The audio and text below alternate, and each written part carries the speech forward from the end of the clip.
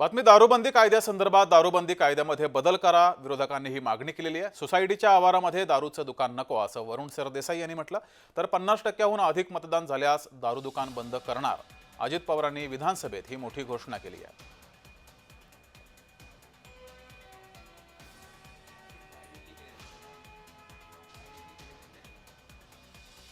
त्याच्यामध्ये मद्यपी वाहन चालकाने 9 लोकांचा जीव त्याच्या अपघातामध्ये गेला आणि या संदर्भामध्ये मद्यपान करून कोण जर वाहन चालन करत असेल तर खरं तर किती आपण सुरक्षित चालवतो, तर आपलं आयुष्य आज सुरक्षितच आहे असं रस्त्यावर आल्यानंतर वाटतं।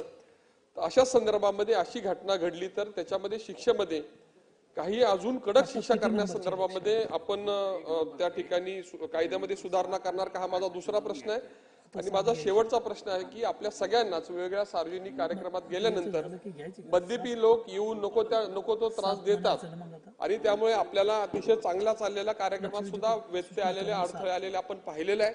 आणि अशा वेळेस सार्वजनिक ठिकाणी मद्यपान जर कोणी केलं आणि गैरवर्तन केलं तर त्याच्यामध्ये आपण कायद्यामध्ये सुधारणा करून काही कडक शिक्षा देण्याची अंमलबजावणी काही आपण उपाययोजना करणार।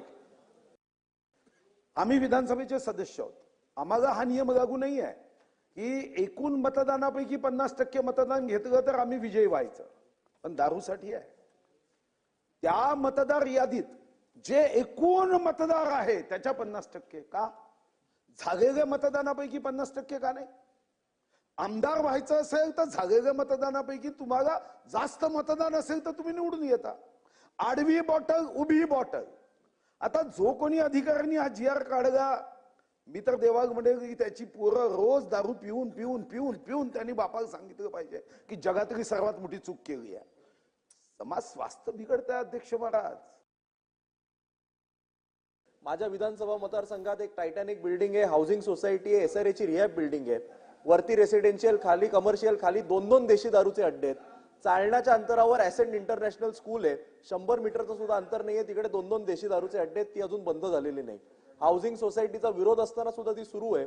आणि जो आता सन्माननीय सदस्य मुनगंटीवार साहेबांनी मुद्दा उपस्थित केला, 50% मतदान घ्यायचं, मुंबई शहरामध्ये वॉर्डाचं 50%, आमचे वॉर्डच 50,000चे आहेत, 25,000चं मतदान केवळ एक दारूचं दुकान बंद करायला एवढ्या लोकांचं कसं होणार?